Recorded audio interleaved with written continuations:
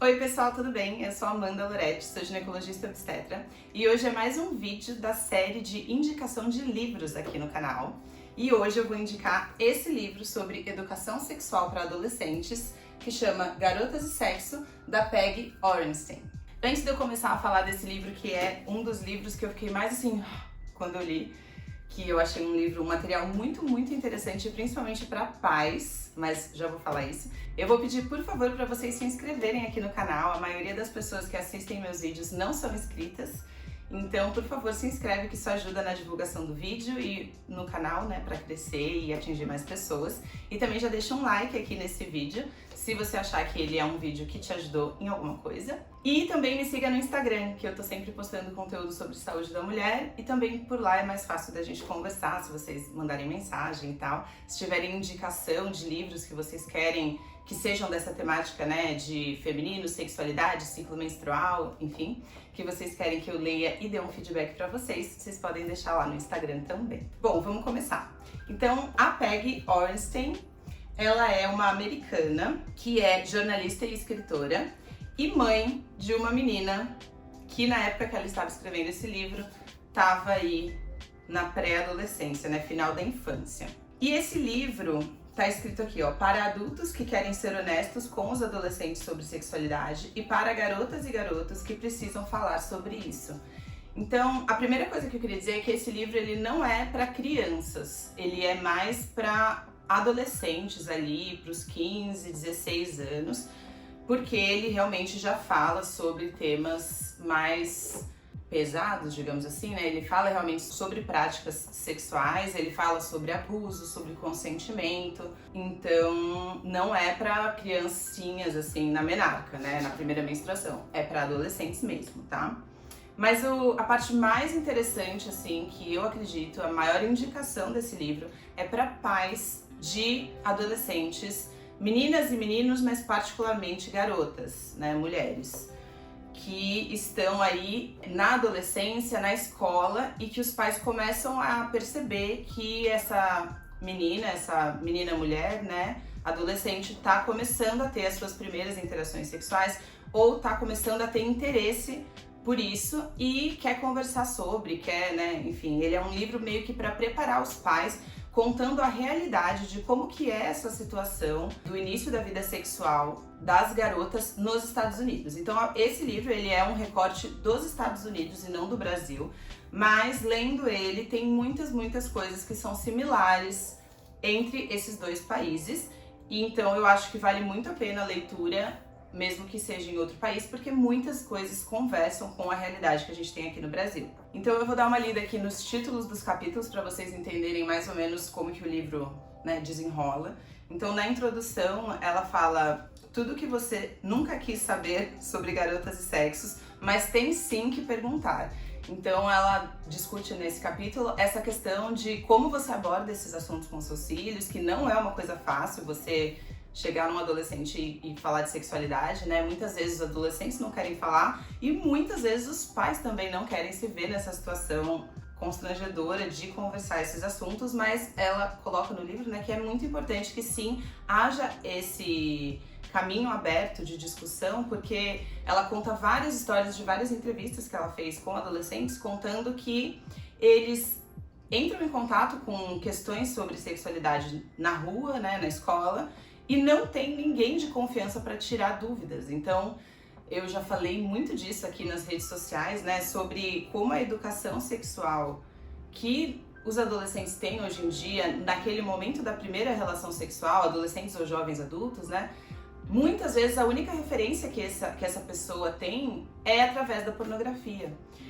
e não através de sexo real, ou seja, ela nunca conversou realmente assim abertamente sobre como é uma relação sexual realista e de verdade com alguém que pratica, né, relações sexuais, mas ela tem aquela imagem da pornografia, tanto meninos quanto meninas. E isso gera um desconforto e uma quebra de expectativa muito grande quando você tenta praticar aquele sexo que não é um sexo real e não tem prazer e se vê numa situação muitas vezes de violência, porque a pornografia ela é recheada dessa temática, né? Daí o próximo capítulo é Matilda, não é um objeto, exceto quando ela quer. E daí conta como as mídias sociais, né, e a questão do padrão estético atual muda a percepção do corpo das meninas. Então fala sobre a exposição do corpo, compartilhamento de fotos nuas, né?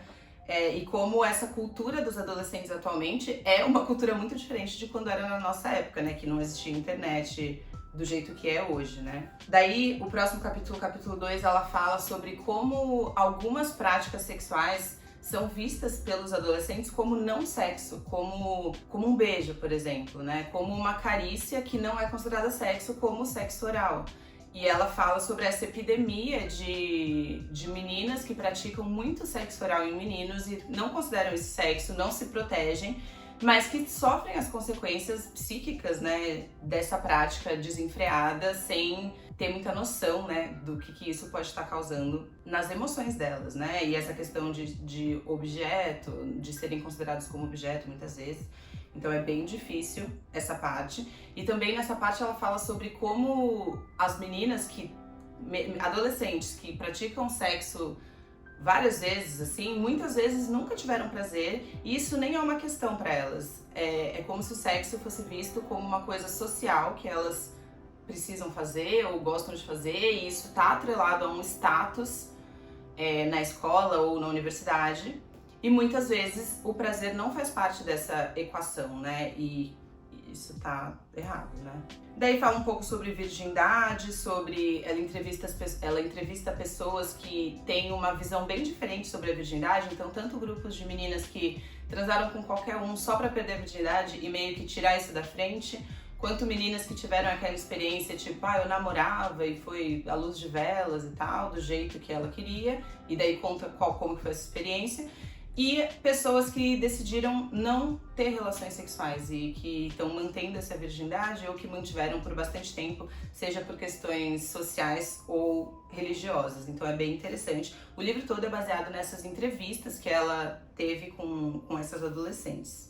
Fala um pouco sobre ficadas e saídas e como que é essa relação, né, de ficada e fala um pouco até sobre a nomenclatura disso. Fala um pouco sobre os relacionamentos online e a questão da homossexualidade, bissexualidade e essa dúvida de orientação sexual e gênero que é presente, né, em algumas adolescentes. E daí ela fala sobre consentimento, né? Tem uma parte que fala quem roubou o consentimento. E daí ela fala sobre estupro, sobre abuso e como isso é uma prática, infelizmente, muito mais comum do que você imagina, tanto nos Estados Unidos como aqui no Brasil também. E daí no final ela fecha, né, o último capítulo e se nós lhes contássemos a verdade? E ela propõe uma comunicação aberta, honesta, sem julgamentos, para aproximar os adolescentes dos adultos, para que eles tenham a quem recorrer, tenham a quem perguntar, tenham a quem denunciar no caso de um abuso, né? E no caso de situações em que a pessoa já está sentindo que tem alguma coisa errada com aquela pessoa, né? Com aquele outro pessoa que talvez no futuro vá vir, né, praticar algum ato não consentido com ela. E muitas adolescentes conseguem perceber essa situação de perigo, mas não tem a quem recorrer, não sabem o que fazer, tem muito medo de ou denunciar ou ficam se auto-sabotando, tipo, não, eu devo estar viajando, né, eu devo estar exagerando. E essas pessoas precisam de acolhimento, elas precisam saber que se acontecer alguma coisa, elas têm a quem recorrer e que elas não serão julgadas nessa conversa. E não é a realidade da imensa maioria das adolescentes atualmente. Eu vou ler alguns trechinhos aqui para vocês. Então, ainda dentro da parte de introdução, ela fala assim: mesmo em encontros consensuais, muito do que as garotas descreveram foi doloroso de ouvir. Talvez não pareça nenhuma novidade, mas justamente isso merece ser explorado. Quando tantas coisas mudaram para as garotas na esfera pública, por que não houve muito mais mudança no âmbito privado? Pode haver igualdade de fato na sala de aula e na sala de reunião, se não há no quarto? Em 1995, a Comissão Nacional de Saúde Sexual do Adolescente declarou o desenvolvimento sexual saudável como um direito humano básico. Dizia que a intimidade na adolescência deve ser consensual, não abusiva, honesta, prazerosa, protegida contra a gravidez indesejada e DSTs. Como é possível, mais de 2 décadas depois dessa declaração, que estejamos tão vergonhosamente distantes daquele objetivo? E agora eu vou ler só mais um trechinho também, lembrando que esse livro ele foi escrito em ele lançou, né, pela primeira vez em 2016, então ele é bem recente. Ele tem dados bem recentes e ele é realmente uma fotografia da geração atual de adolescentes, né? Então, numa outra parte aqui, num capítulo que chama Já Estamos Nos Divertindo, que fala justamente sobre a questão do prazer, né? Se essas meninas têm prazer nessas práticas que elas estão realizando. E daí ele fala assim, as discussões sobre assédio sexual e consentimento, dado com entusiasmo e consistência, estão felizmente se tornando mais comuns em universidades, escolas, embora se adolescentes pensam em sexo oral como não sexo, que é o que eu acabei de falar, né? Ou como nada, se ele é entendido como um direito ou considerado conciliador, tanto o direito de as garotas dizerem não, quanto a obrigação de os rapazes as respeitarem, estão ameaçados. E as fronteiras entre o consentimento e a coerção e o risco de assédio sexual são imprecisas. Você sabe, Ana refletiu, de certa forma, fazer sexo oral é mais importante que sexo, porque não necessariamente traz algo pra mim. Portanto, é como fazer um favor para a pessoa, porque você a ama e se importa com ela. E, se é alguém com quem você está saindo, há uma expectativa de que ele faça o mesmo. Mas nas ficadas, os caras são tipicamente uns verdadeiros babacas quanto a isso. E existe uma pressão para que a garota faça sexo oral. A questão é se você se sente confortável para resistir à pressão ou não. Fica estranho continuar resistindo. E daí, aqui nesse livro, ela fala, eu já conversei com algumas adolescentes especificamente sobre esse tema, para ver se a realidade dos adolescentes atualmente é a mesma dos Estados Unidos, e eu acredito que não é tanto quanto, mas é parcialmente parecido.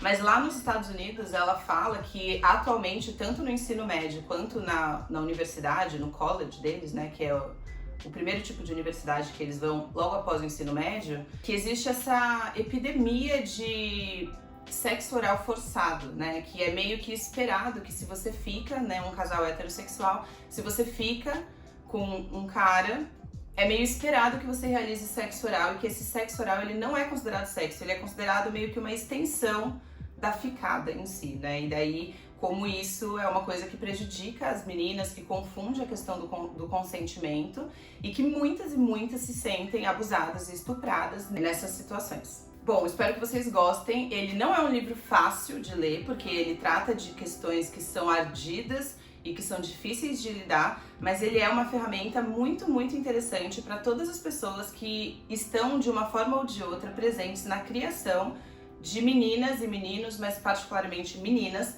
quanto à questão da sexualidade. Então, professores, tios, pais, né, criadores no geral, vão se beneficiar desse livro que eu achei muito, muito interessante. Então, espero que vocês gostem. Se tiverem dúvidas, comentários ou sugestão de outros livros, podem deixar aqui embaixo ou lá no Instagram. E até o próximo vídeo.